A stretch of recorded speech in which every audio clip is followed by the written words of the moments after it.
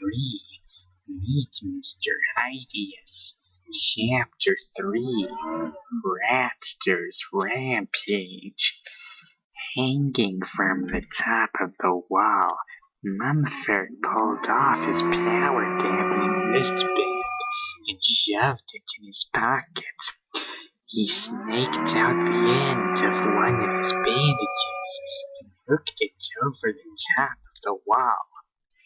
As Mumford dropped downward, the bandage around his arm unwound, lowering him spider-like to the ground. He yanked at the bandage. It unhooked from the top of the wall and rewound itself around his arm.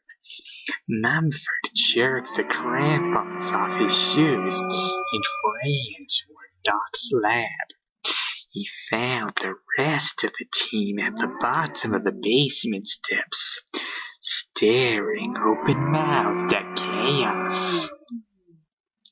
Flasks and test tubes lay broken on the counters that lined the room. Overturned beakers and vats spilled their contents onto all surfaces. A computer lay fractured on the floor. A small refrigerator was toppled sideways, and bars bulged out around a gaping hole in an empty rodent cage. Doc sat on the floor in the middle of the mess, staring around the room in a daze. "What happened?" thought Mumford. "There he is," squeaked Bela the Bat, fluttering toward the ceiling. "Here, Ratster. Here, boy." Then Mumford spied Doc's fat, white lab rat perched atop a light fixture above the counter. Except Ratster wasn't fat and lazy anymore. The rat was bigger now, almost the size of a cat. He looked muscular and fit.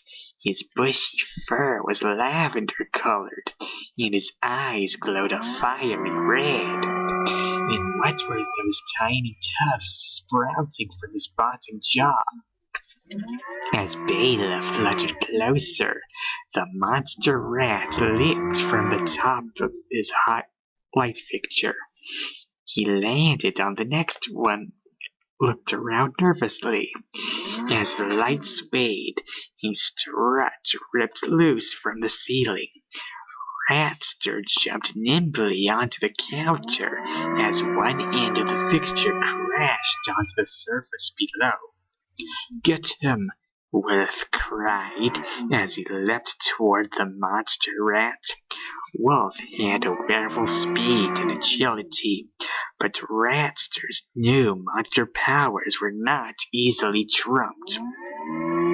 As Wolf charged toward him, the super rat leapt from the counter to the top of the monster's furry head.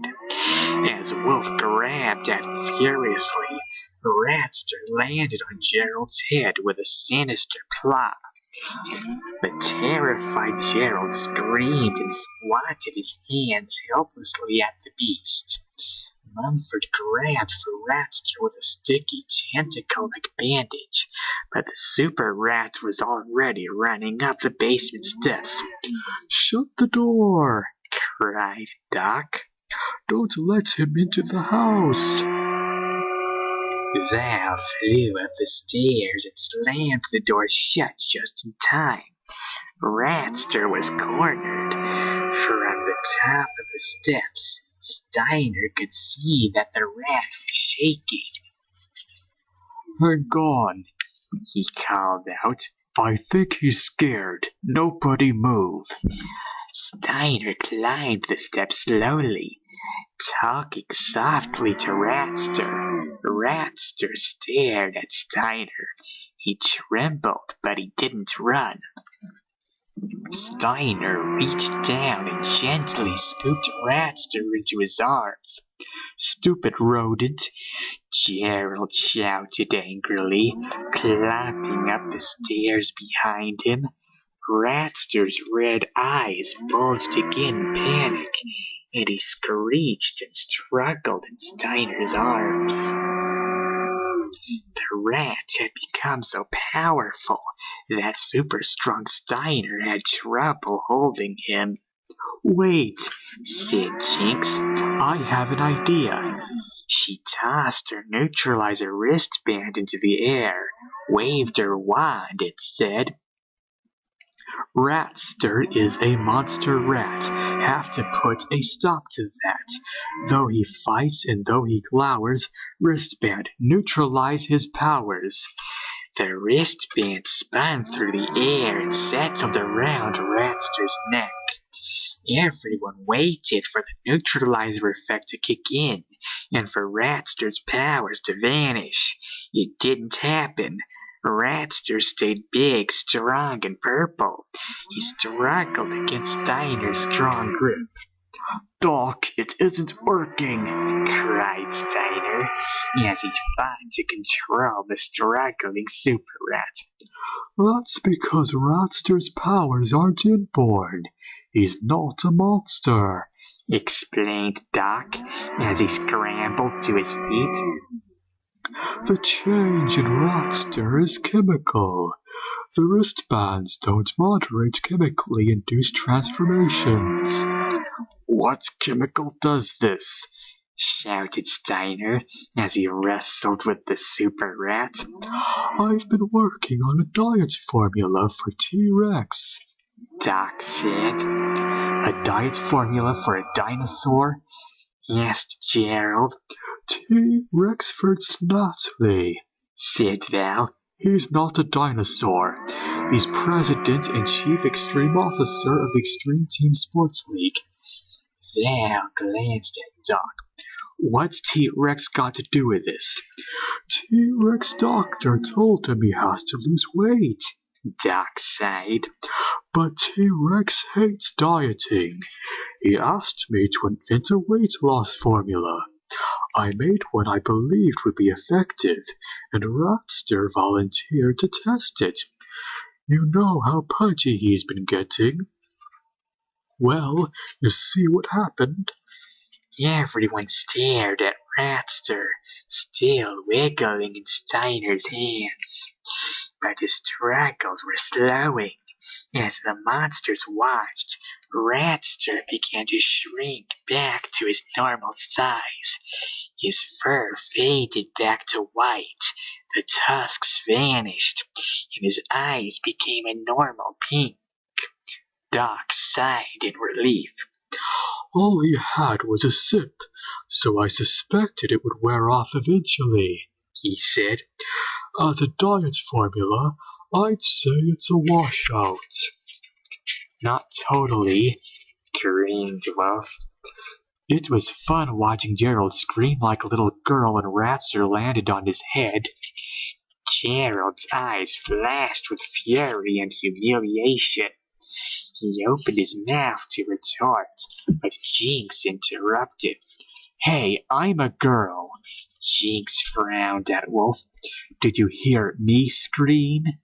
Before this could erupt into one of Jinx and Wolf's usual arguments, Steiner turned to Doc. He was holding Ratster gently in the palm of his giant hand. Ratster looked calm now and exhausted. Doc righted Ratster's plush cage, then placed the rat inside. "Don't worry, I'll fix the hole," he said. Ratster scrambled to a small keyboard. He tapped on the keys, and a computerized voice began to play from the speaker built into the cage. "Ratster lose weight?" said the electronic voice. Wolf looked sympathetically at the stout white rat. "Not really, dude. Definitely not enough to be worth the mess you made here." "He'll be okay, won't he, Doc?" asked Steiner. Doc looked up from his computer where he seemed to be analyzing the formula. "Oh, sure," said Doc. He had a minimal amount of the formula. If he had taken more or taken it for a longer period, the results could have been much worse. As time went by, he would have needed greater amounts of the formula to sustain the effect. The withdrawal would have been devastating. Steiner frowned. Where is that formula anyway? Doc thumbed toward the overturned refrigerator. In the fridge. Gerald crunched across the broken glass to the far side of the lab. He opened the door of the top of the refrigerator and looked inside. You mean this? Asked Gerald, pulling out the top half of a large broken flask. Doc watched liquid dribble from the open door of the fridge. That or one of the others in there. The flasks are labeled. Not that it matters. He shrugged. I was going to dump the diet formula down the drain. Gerald looked at Doc with big, innocent eyes. Sounds like a good idea, sir, he said, but there's nothing in here but broken glass. Steiner frowned. He'd never heard Gerald be polite before. And why did he call his uncle sir when he'd just been saying how dumb Doc was? What was the kid up to now?